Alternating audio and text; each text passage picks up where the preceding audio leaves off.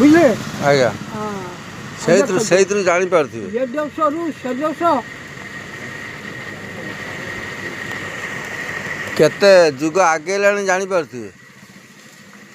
ଏ ଦେଶରୁ ସେ ଦେଶ ଟ୍ରେନ୍ରେ ଚାଲୁଛନ୍ତି ଯାଉଛନ୍ତି ହଁ ସେ ନିଆଁ ନେଉଛି ସେ ନିଆଁ ନେଇବା ଉଠିଗଲା ତାଠାରୁ ଶିଖିଲେ ଏ କରେଣ୍ଟ ତିଆରି କରିବା କରେଣ୍ଟ ଲାଇନ୍ ଦିଆହେଇଛି ହଁ ଆକୁଟା ଲଗେଇଦେଲେ ଚାଲିଲା ଆଉ ତା ଦେହରେ ଏକ୍ସପ୍ରେସ୍ ପ୍ୟାସେଞ୍ଜର ବିଭିନ୍ନ ରକମ ଗାଡ଼ି ମାଲ ଗାଡ଼ି କରୁଛି ସବୁ ଏ ଦେଶ ସେ ଦେଶ ଯିବା ଆସିବା ଭାରି ମଜା। ଯେତେବେଳେ ସ୍ୱାଧୀନତା ଆନ୍ଦୋଳନ ହେଲା ଆପଣ ସେତେବେଳେ ମନରେ ଅଛି ନା?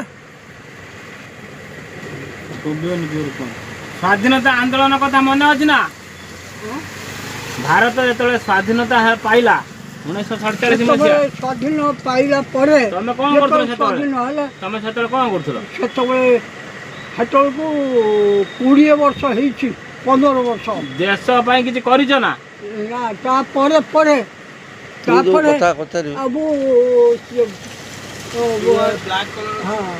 ମହାତ୍ମା ଗାନ୍ଧୀକି ଦେଖିଥିଲେ?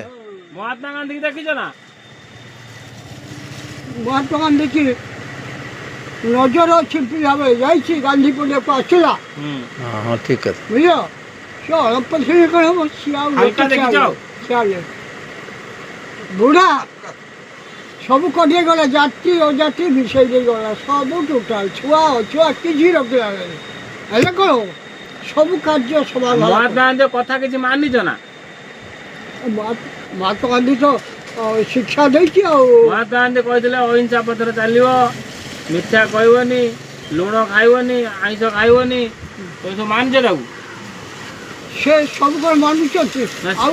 ତମେ ସବୁ ରାକ୍ଷସ କାଳ ଏବେ ରାକ୍ଷସ ସେତେବେଳେ ରାକ୍ଷସ ଥିଲେନି ସେତେବେଳେ ସବୁ ଦେବତା ଥିଲେ ସେତେବେଳେ ଠିକ ଲୋକ ଥିଲେ ହଁ ତମେ ଠିକ ଲୋକ ତମେ କାଇଁ ମାନିଲ? ଯୁଗ ଅନୁସାରେ କାର୍ଯ୍ୟକ୍ରମ ସେଇଥିପାଇଁ ଅନୁକୂଳ ବଗଳା ନଗଳା ଏଇଠି ବସ୍ ଚାଲିଥିଲା ନା ଆମ ଚାନ୍ଦବାଲ? ହଁ ବଗଳା ନଗଳା ହଁ ଅନୁକୂଳ ଜନ୍ମ ହେଲା ହଁ ପାବନା ଦେଶରେ ଇଏ ଚକ୍ରବର୍ତ୍ତୀ ତୋର ସେ ପୁଅ ବୁଝିଲ ଆଉ ସବୁ ସେପଟ ଦୋକାନ ଆଉ ସାରା ଭାରତର ମନ୍ଦିର କଟେଇଗଲା ଏ ଦେଖେ ମନ୍ଦିରଟା ହଉଛି ଆମେ ସେଥିରେ ହଉଛୁ ଶିଷ୍ୟ। ଇଏ ବସ୍ ଚାଲିଥିଲା ନା ଏ ବାଟେ ଗାଡ଼ି ଚାଲିଥିଲା ନା? ଇଏ ଗାଡ଼ି ତ ଚାଲିଥିଲା ବସ୍ କେଉଁଠି ଏଇ ଯେଉଁ କ'ଣ କହନ୍ତି ଏଇ ନନ୍ଦପୁର ସେପାଖକୁ ତାଲବଲା ସେ ଦୁଇ ଖଣ୍ଡ